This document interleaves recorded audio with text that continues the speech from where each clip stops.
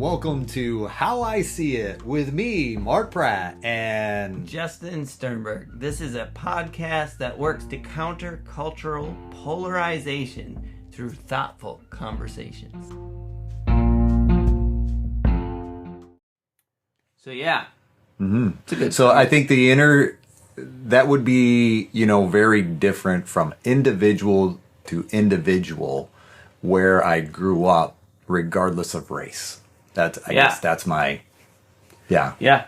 No, I agree. I certainly. And that's not to say we can't have a race discussion some other day, but it's going to be a little different format than just you and I, from my perspective as well. Yeah.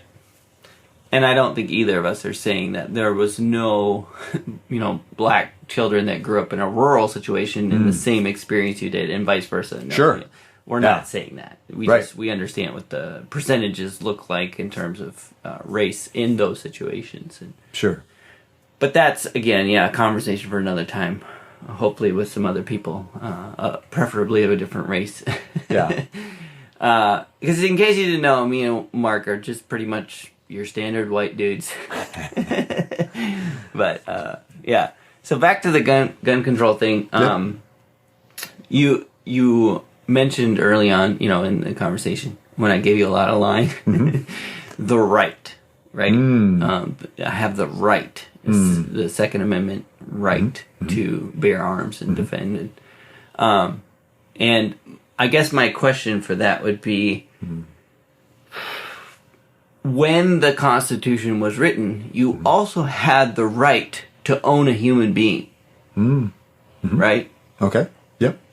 And of course, over time, we realized the error of those rights and corrected it. And I think every person, minus a small contingency of white supremacists. Which amendment was that? Do you remember? No, I don't remember. 15th? Yeah, I was thinking 15th myself. But see, okay, cool. Nice job. Well, little history lesson right there. It could be wrong. But I think you're right. Yeah. Let's go with 15. Yeah. I think 14 had to do with Please, alcohol. someone Google this. I think 14 had to do with alcohol. And I know it's right in that range. Yeah. Prohibition, that kind of thing. Ouch. That hurts. Well, but keep going. Alcohol was more important than... Ooh. I hear where you're coming from. Maybe I'm off there too. But my kids could correct me, I guarantee it. Please do. Kids, write into the show. Yes. Are you smarter than a fifth grader? Yeah. Maybe not. But go ahead. Yes. So you get where I'm going there, but essentially there's some stuff in there. Number one, the Constitution didn't cover everything, and then, so we've written lots and lots and lots and lots and lots and lots and lots of laws since that thing was written to continue to augment it, right? Sure. A lot of those laws are good, and a lot of those, arguably, depending on which side of them you fall, you would say they're bad, they're whatever. The point is, it's not the sole, but it is the basis, right? Sure.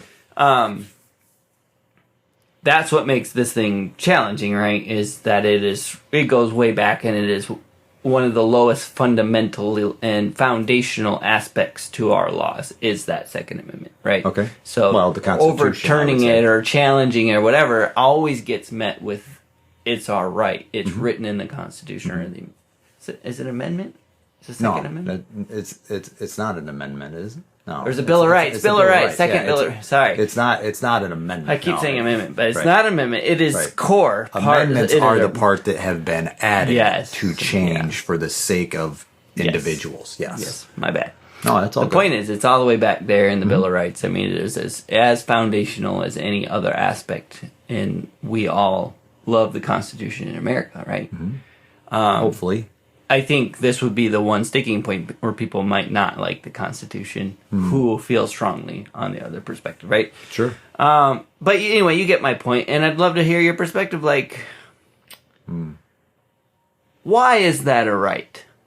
I'm not saying it should be or shouldn't be, but why is it so important to if you remove that Bill of Rights and just say, just ethically, why is it a right? I believe you're fine. From my perspective, okay, it was a fundamental right based on that time.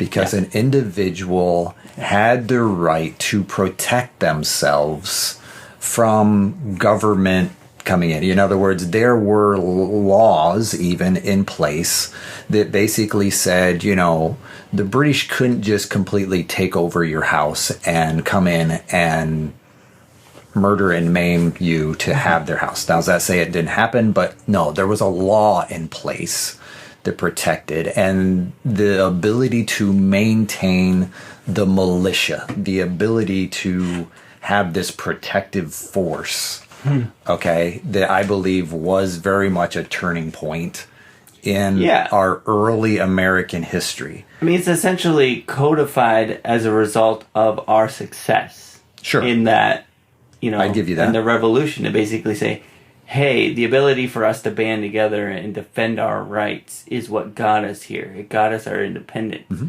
We have got to codify this because this is a good thing, right? And from my perspective, yes. And it is possible even in that for government to overstep a bounds and forget to protect the people.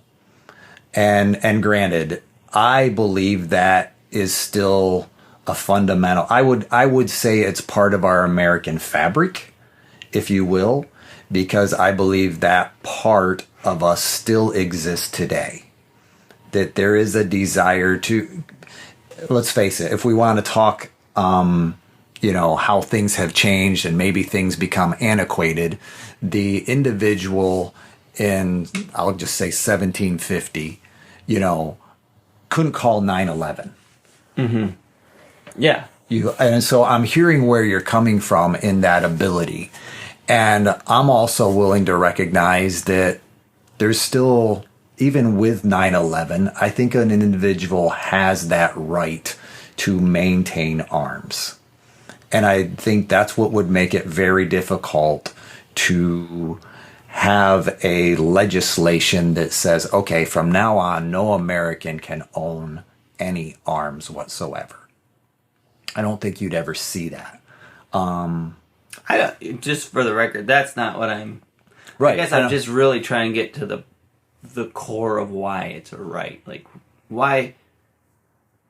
And I'm saying that in the sense that I believe it is a tradition isn't the right word, but I believe it's passed down generationally. Yeah. And I think it's what makes America different than other, like say I think Australia. You can fact check me on this too. I think Australia had a buyback program.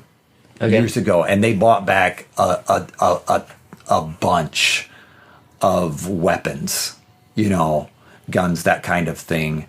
I'm not 100% sure that, depending on where you are, rural, inner city, whether there's places you can't own guns, like our Washington, D.C., or places like that. But their buyback, from a media standpoint, was very successful.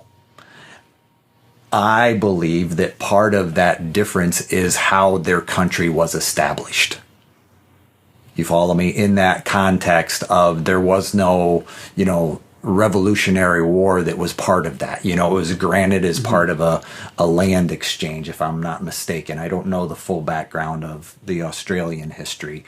But, it used to be a prison type situation where they would send You're right. English You're right. people, instead of going to prison, they'd send them to Australia. You're right. I remember that now that you're saying that, so I don't know from how 5th grade. Yeah.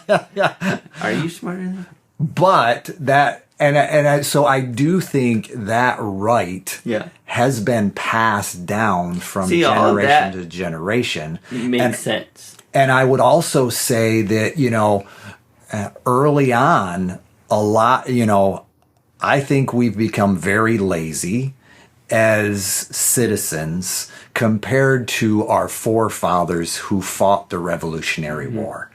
I believe there are moments when government goes a little further that our forefathers would have never stood for. Right. The level of taxation, that kind of thing. I'm not saying there aren't benefits to that. I'm not an anarchist, that kind of thing. But I'm willing to recognize that it's interesting because when when the Crown, I'll call them, wanted to take away certain rights or add, to the taxation, and there was this pushback, the desire to not allow gunpowder to come to the states was part of an issue. So it's like, guns aren't going to matter if we can't get gunpowder, and the Crown, of course, knew that.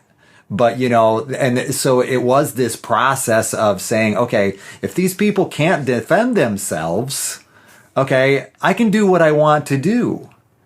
And, and I think, that still, there's, I'm not saying our government's looking to take ammunition away from people either, that kind of thing. But I'm still looking at it saying, okay, yeah, if our government today wanted to minimize, influence of individual rights and arms and that thing, gunpowder or ammunition would be a way to do that, and I think that's what, because there's a saying, lead is the poor man's gold, because, gold tends to allow people certain rights, but, the poor man's gold is lead, yeah. So without ammunition, there isn't that right to protect myself from an overreaching government or, individual oppressive forces. Yes, oppressive forces. And I think that's part of our fabric, if you will, that it makes that right important. And here again, from my perspective, I think, a lot of America early on were riflemen. It was a way of life to, provide for my family. Yeah. And, and so the idea of taking guns away at that point represented so much oppression. Yes. In so many ways of their life. And I think that's why it's written that, we can recognize, we've just fought a war. Not just fought a war, but as part, we're in this process. We've been through, different wars. We know what guns can do. We know guns can kill people, based on the tradition of, I'm not saying it's a positive, but, war dynamics. We know how to kill people. But at the same time, we recognize that and we desire for this to be a right for a healthy individual. Doesn't even go that far, but, to maintain the right to bear arms. The right to bear arms. Now, does that mean you have to own a gun to be an American? No.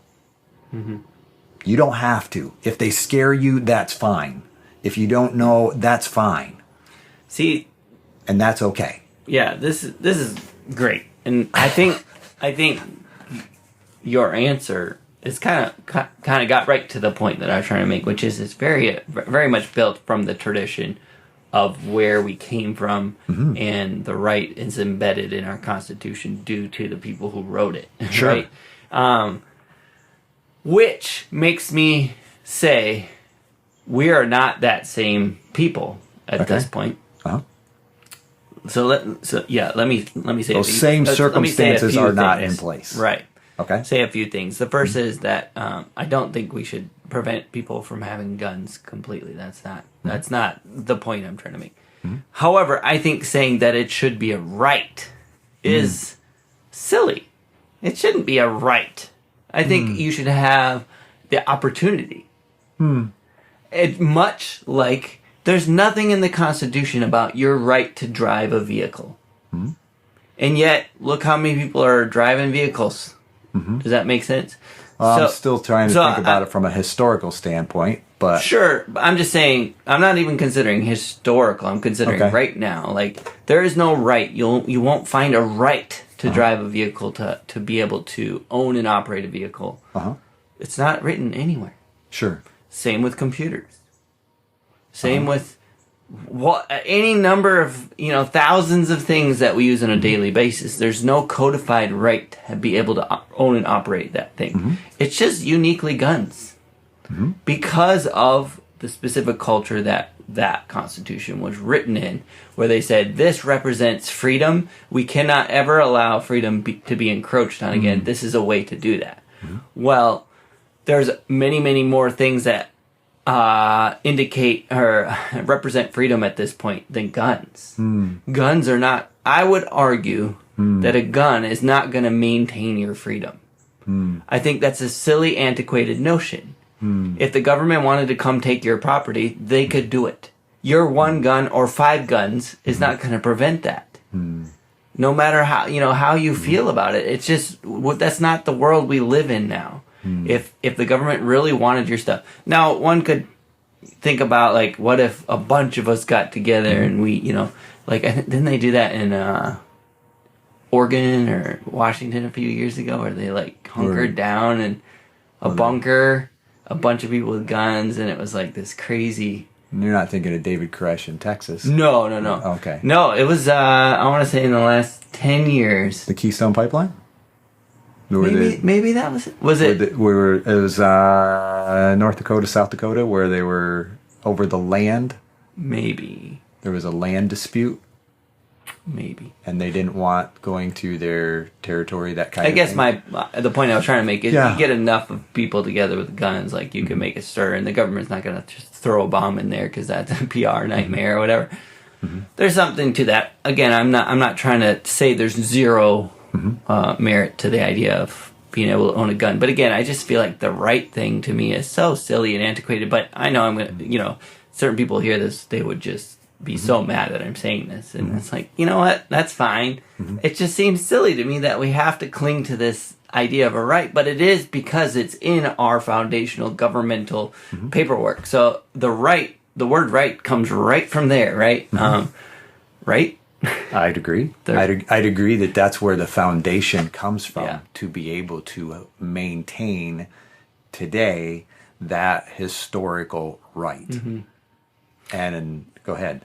I also, to your point about the kind of the culture of how our government was founded and the fabric, use the word fabric, I think that's a good word, has created this kind of independent, mindset that I think is a big reason why the United States of America has been so incredibly successful for, centuries, right? Sure. Couple centuries now. It's been up and to the right, up until this point anyway, right? And I think a big part of that probably has to do with the independent spirit that comes as a result of the fabric, right, that was created by our founding fathers, which includes the right to bear arms and protect yourself and not allow any, Tom, Dick, or Harry or government to come in and take your stuff. Like, you have the right to defend it because we are independent, fierce people, and I think that I'm not trying to belittle that or even say it. And again, I'm not even trying to say that we should change that. Or I just think we cling to that, but it's kind of a silly thing to cling to because why? It doesn't make sense you have the right to own a gun any more than it makes sense that you have, that you have the right to drive a car. You have the opportunity. And if you work for that opportunity, you follow the right things, you can have the opportunity, So is it the right or the opportunity it's the word right that you wrestle with? Well, I feel like the word right is what becomes the flag in the ground for so many arguments. You know what I mean? It's like, well, you can't do anything because it's our right. And it's like, why? Why is it your right? It should just be an opportunity, and that opportunity should be regulated just like most opportunities that represent a lot of potential harm, which, as what I'm talking about, like what I would like to see, what you already said, has a lot of those things in place. To which point I'm like, well, then you don't have the right, Mark. If you're required to have a license for it, whatever, like that's not. It's interesting. I want to pull on those threads just a moment. Yeah, good. Let's do it. Pull away. Because I believe the fact that it is a right,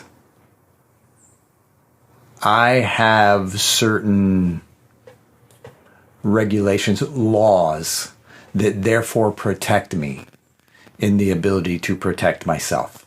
Now, if I step out of those, I no longer maintain that right. But if I'm just talking about an opportunity, then that's not defined. I think the fact that it is in our Constitution, it therefore has certain regulations and laws that protect its usage, or my ability, your ability, our ability to maintain and bear. So therefore, as long as I'm maintaining and bearing, using that right within that legal dynamic, then therefore I'm able to protect and be protected. Where if it's just an opportunity, that sounds more, well, you could be in trouble because of that, as you put it, that flag in the ground, that establishes a boundary more so than just an opportunity. Because me getting in a car, yeah, is an opportunity.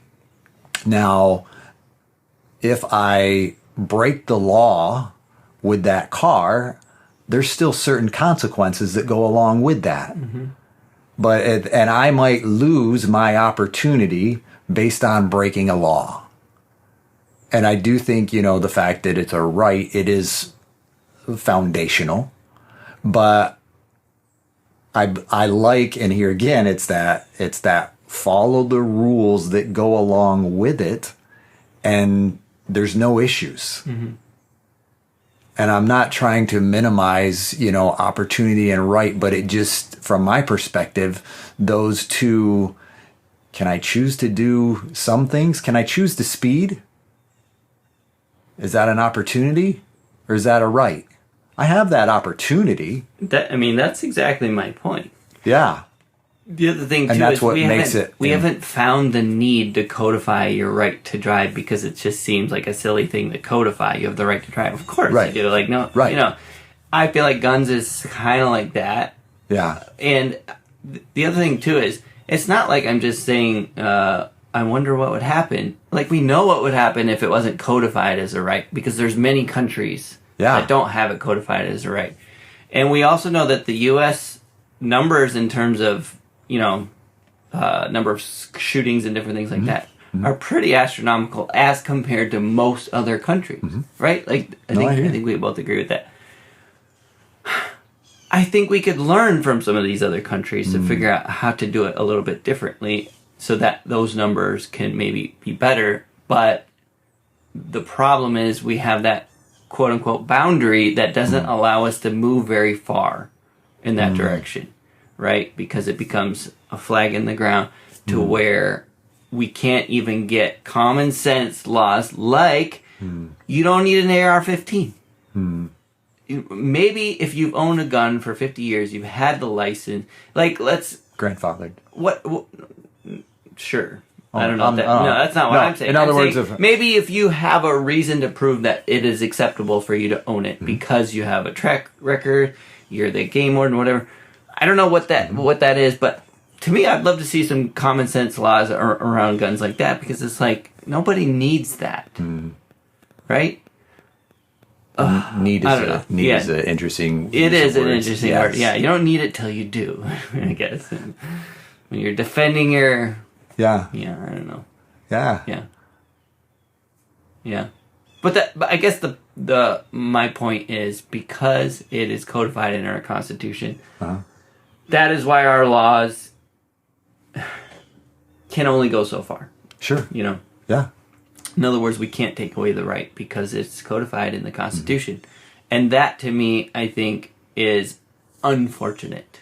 To me. Yeah. As I see it. Yeah. Because I think we could have the same opportunities for the gun culture that you grew up in without having it be quote-unquote a right. Like, in the same way that cars... But could you? I believe that it's possible. Yeah, I'm not saying it isn't possible, but I'm of that mind, of my perspective that says, okay, where do you draw that line? Now, I understand your argument for, AR platforms and AKs and those kind of things, that we align with, mass shootings, that kind of thing. I'm going to go a little further, if I may. Yeah, please do. And say, okay, that is a rifle. Okay. That's not to say that a shotgun can't have 5-6 rounds put in it for hunting. Okay. Now I'm here again, I'm arguing a point. But if a person doesn't understand, well, what's the purpose? Okay. Then there's a point where, well, let's just outlaw all guns, because shotguns and rifles, projectile is a rifle, shotgun shoots shot, that kind of thing, handguns, but if it's about limiting, where does that limiting line be drawn? And my concern is that it's like, okay, there is a point where, yeah, we can establish a line that, you have to have, and there again, you have to have permitting to have some of these platforms, so it's not that people can't necessarily know, but it's quite often an illegal use type thing, that we're running into. But I think about that and say, okay, where does that line get drawn in protecting a person's right to have a shotgun? Are we going to outlaw? Because certain shotguns can be high volume, carry a number of rounds. Does that mean that all of them should be eliminated? Because certain rifles, are we going to eliminate hunting rifles? That kind of thing. And that's where, from my perspective, I'm glad it is a right. Mm-hmm. And I think we have the ability to recognize that, yes, permitting is in place for individuals, and there are certain weapons that, individuals can't own, from a militant. There is a line, is Yeah. what you just said. There is a line. Yeah. Right? Yeah.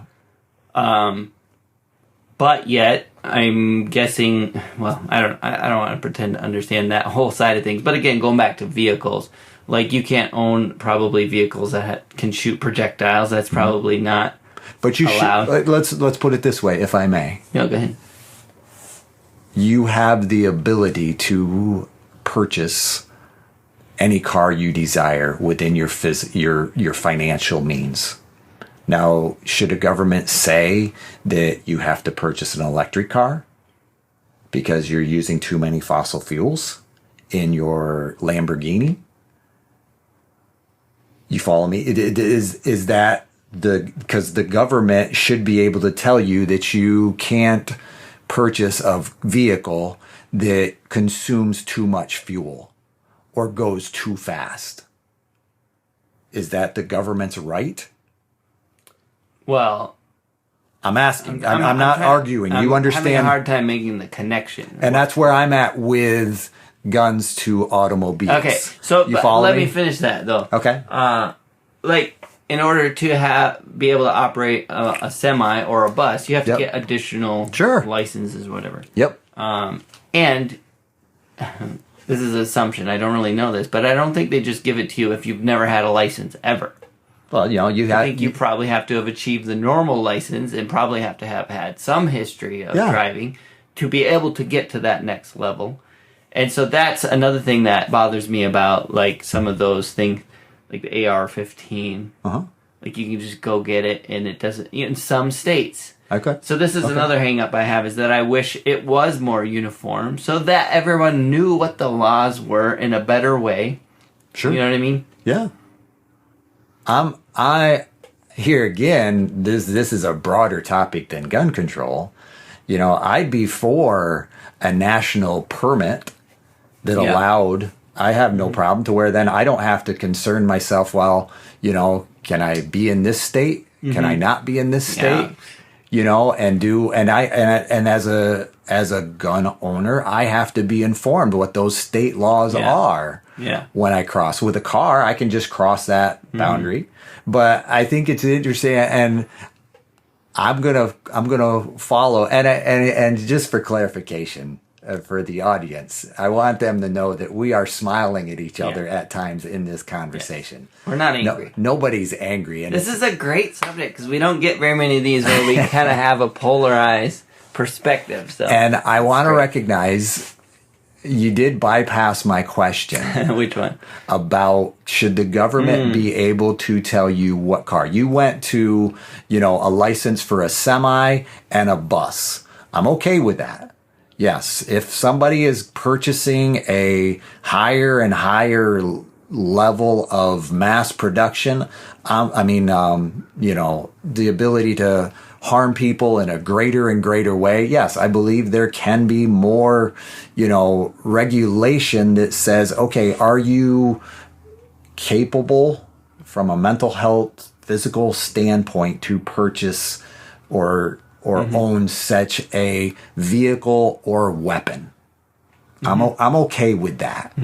And yet my perspective comes back to the question to you, should you be able to own whatever car you want, regardless of its gas consumption or its ability to drive fast? Do you believe that the government should be able to control that? I believe that the government can do whatever the laws write them to be able to do. Like, that's the government that we have established, is that it's it's intentionally built to have checks and balances, which, one can argue whether they're working well or not. But the point is, if they write a law that says that, they have. But I'm saying right now. You're saying, does the government have a right to make a law? Yes, they have rights to make a law. That's what the government does.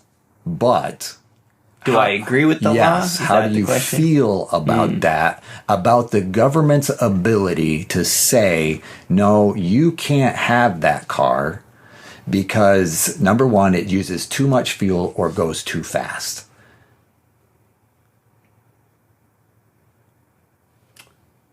How do I feel personally about that? No, yeah, I don't like that. Yeah. Okay. Yeah. And I think, that's a similar line because I don't believe, from my perspective, and then I believe it's a American citizens maintain that ability because I believe as a culture may change, yes, that right could be amended someday. From a cultural standpoint. And yet at that point, I believe, the individual is only reliant upon the government. And I don't necessarily see that as being healthy. Yeah. I mean, that's just such a strong statement that if I allow the government to regulate guns, I'm only reliant on the government. Where I would say, I think you're already, close to that in, so many aspects of life. I don't think... Am I reliant? I don't think owning a gun changes that. I think that's a strong opinion to say. As soon as I own a gun, I'm no longer reliant on the government. Does that make sense? Yep. And I'm also willing to say in our current culture, okay, if for some reason, okay, there was a desire for your personal vehicle, that wasn't allowed to be driven. Okay. Would that impact your ability to provide for yourself? And Oh, yeah. Yeah. Absolutely. yeah, and I think that's the differences. And here again, I'm not an anarchist. No, I know, yeah. I'm not. What are the people that gloom? Where you're looking I'm not a conspiracy theorist, in any shape or form from my perspective. But yeah, I'm also looking at this saying, okay, I think there is an advantage to this right to protect, to bear, and have the right to maintain arms from that perspective. And I don't see it as being beneficial for the government to say, that's not right. And I respect, here's the other part of it, I'm not saying government's just going to choose to do that. And yet I'm also recognizing that as fear can run both sides, okay, if we're looking to just minimize fear, then I'm not sure we're doing what is beneficial, because we're not going to necessarily always be able to minimize fear. Mm-hmm. Yeah. Yeah. And that's kind of where I come back to, we cannot legislate morality. Yep. Yeah. I guess going back to the word right again, mm-hmm. It's not that I think there should be drastic changes or whatever. I hear where you're coming from. I feel like the word right is a little bit antiquated when it mm-hmm. comes to guns, because, and again, when you hear that, you mm-hmm. hear, well, then they're going to say I can't own a gun or whatever. Mm-hmm. And to me, it's like, there's a couple things I think about when I think about that. Number one, it's, again, going back to vehicles or any computers, whatever. Mm-hmm. Yes, the government could at any point say that kind of computer is now illegal. You can no longer own Apple computers. Mm-hmm. That could happen. I don't know how we would get there, but it could. Mm-hmm. But it, like, we are representative-based government, which means mm-hmm. they're trying to do what will get them re-voted in. So if we ban Apple computers, they probably wouldn't get them. Mm-hmm. And I think that's how it's meant to work and should work. And I think mm-hmm. it should work the same with guns and government saying you can or can't drive that vehicle or whatever. Mm-hmm.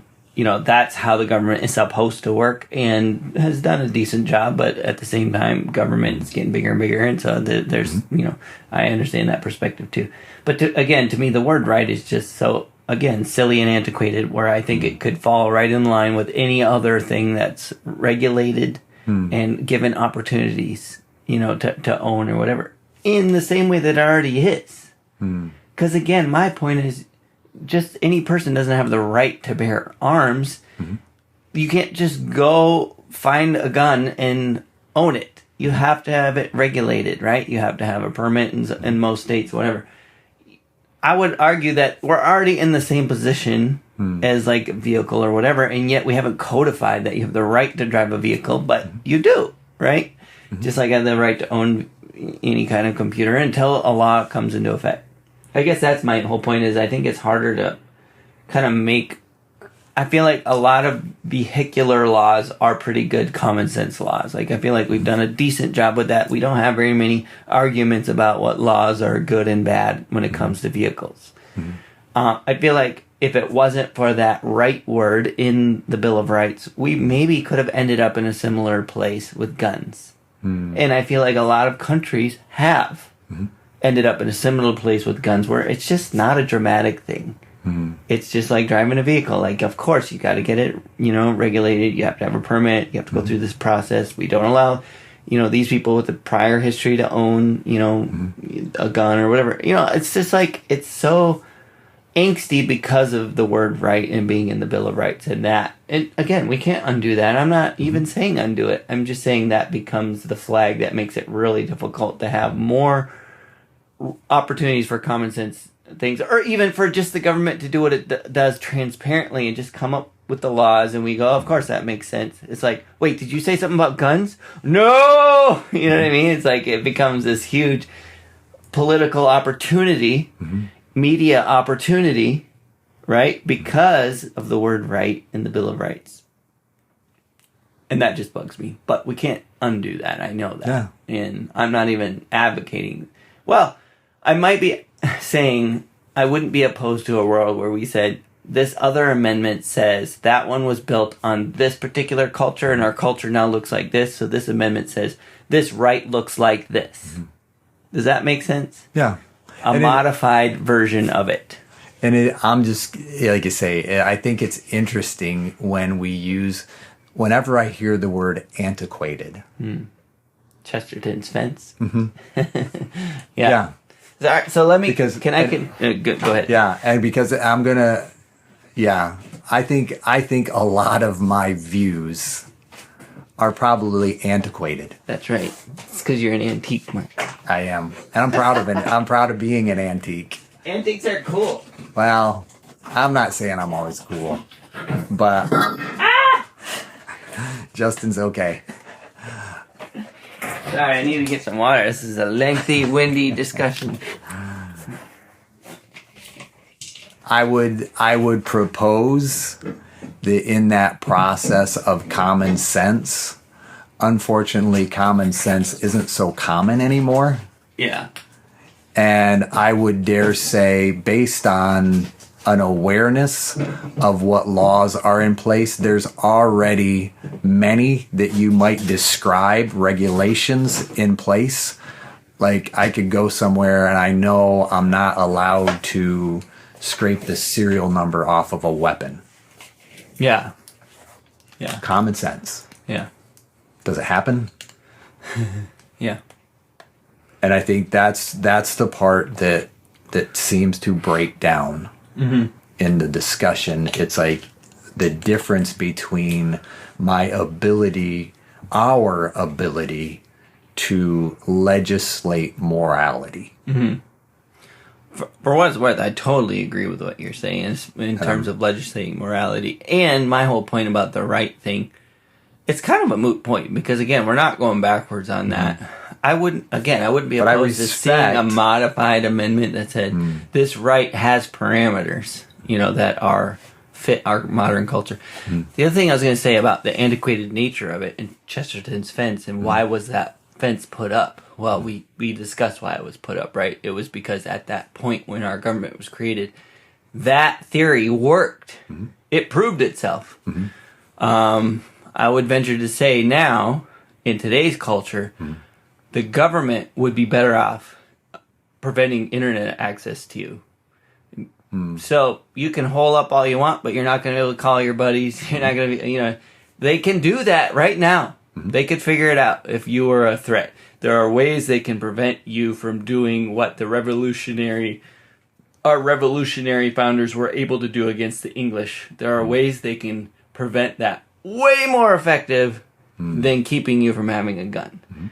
And so that's where the right thing becomes antiquated because it doesn't provide us the same opportunity as it did at the point when it was built. You know what I'm saying? I hear where you're coming from. Yeah. Your thoughts. We're gonna eventually have to. Oh man. Yeah. You gotta... That's where I'm at. To where I'm willing to. Mark has to go pretty soon, so he's trying to figure out how to get out of this. I'm thinking about it in that context that basically says, okay. Yeah, I just lost my train of thought. I'll be honest with you. I'm sorry. On that, in that dynamic, because you were bringing it back to our government has the ability to limit people in ways that are more effective than preventing them from owning a gun. So if you want to take my internet access, feel free. Yeah.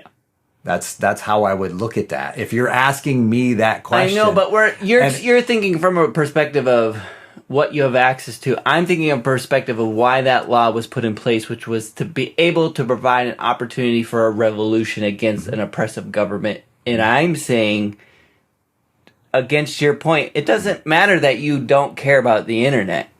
If you wanted to start a revolution today because you felt the government was oppressing you, there are ways they can prevent you from doing that don't involve taking your guns. And I'm thinking about it in so many ways. That's my issue. I mean, because what you're talking about is the government's ability, from my perspective. You're taking away the government. If the government can take away our ability to communicate, then you can't have a revolution. Well, that's just one. But that's example. And that's where I'm going cut from. The roads down. They can roadblock. Right. They can. And I get that. Right. But that's where They can drop a bomb. Yeah, and that's where we're crossing a line. And I think that's what makes rights fundamental, is that a government should be kept from crossing those lines. So is that to say that, communication isn't monitored? No, but are you going to be able to, from my perspective, okay, much of our communication monitoring is an aspect of terrorism, counterterrorism. Okay. Has it stopped a lot? I'm sure it has. And yet, does terrorism still happen? You follow me? So is there the ability to, cut off in other ways? Sure. But our free will or our desire is our human instinct is going to find ways around that. You follow me? Yeah, I do. And I think that's beneficial, and it's not beneficial.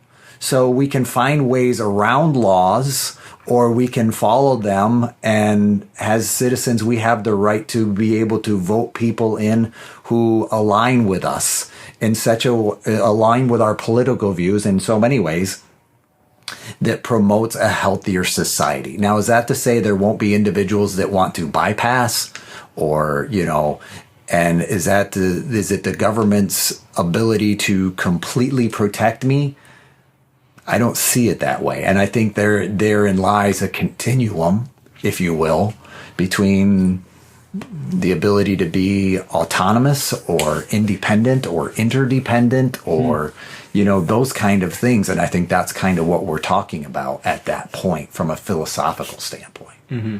And we've kind of, broken away from the gun control part. Not that I'm not willing to have that discussion. But I mean, that's what I was going to say about this conversation is it's kind of, it leads into so many other conversations. Exactly. And I think that's the problem with talking points is it doesn't provide opportunity for those other conversations where I think.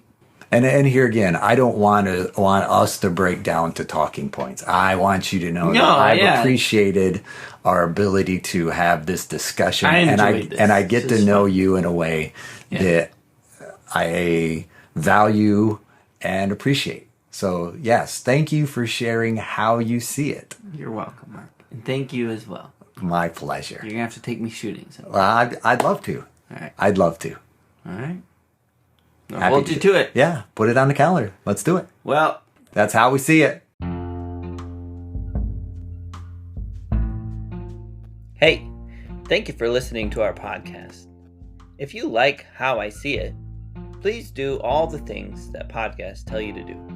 Subscribe, rate, review, follow us, and or talk nicely about us on social media. If you want to reach out, the email is us@howiseeit.click. Yep, I said .click, as in .click. Please tell your friends about this show, and we'll see you on the next one.